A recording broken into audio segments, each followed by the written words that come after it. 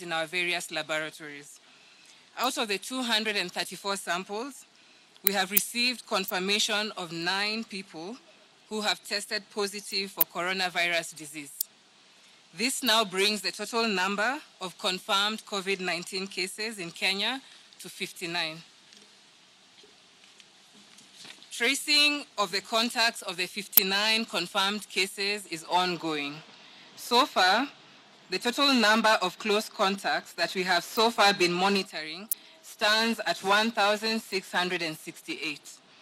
Out of this number, 508 have been discharged from contact follow-up process after completing the 14 days follow-up period. Currently, our teams are monitoring 1,160 close contacts of confirmed cases. Following our statement yesterday, we would like to mention a few areas that touch on our level of preparedness. To begin with, isolation centers. Earlier this month, we launched Mbagathi Hospital as our main isolation center for patients who test positive for coronavirus disease.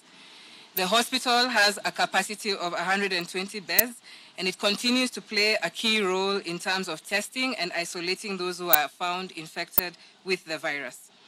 We have also put in place Kenyatta University Teaching, Research and Referral Hospital that has a bed capacity of 300 beds, which we are in the process of equipping and boosting capacity.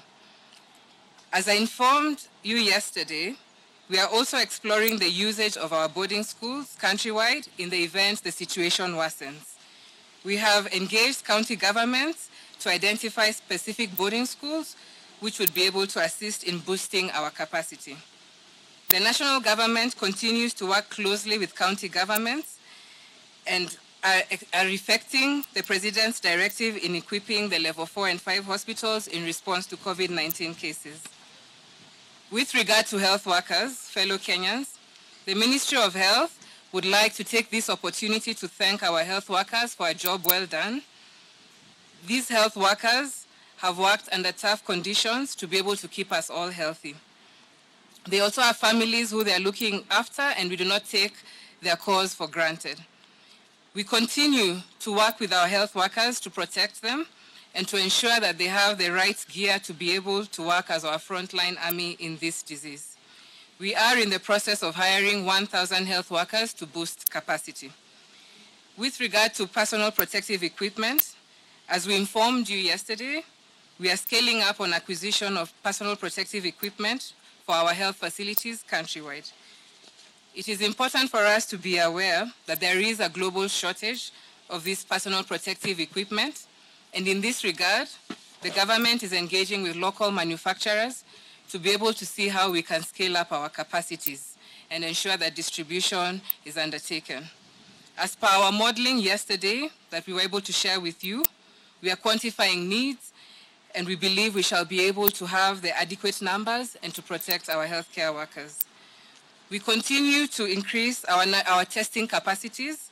As we mentioned, currently we have testing centers, and we're in engagement to see how we can continue opening more testing centers and ramping up our capacity of testing per day.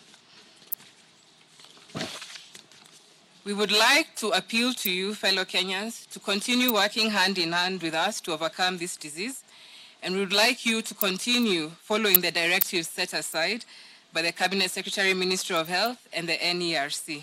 We continue to appeal to you to continue maintaining social distancing, because this is one of the key measures that is effective against this coronavirus disease. We appeal that you continue to utilize the call line facility 719 and report on any cases with regard to the disease.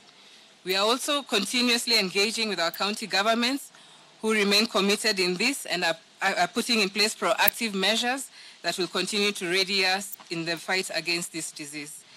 We continue asking Kenyans to continue observing the various directives issued with regards to hand washing, maintaining sanitation, and in transport.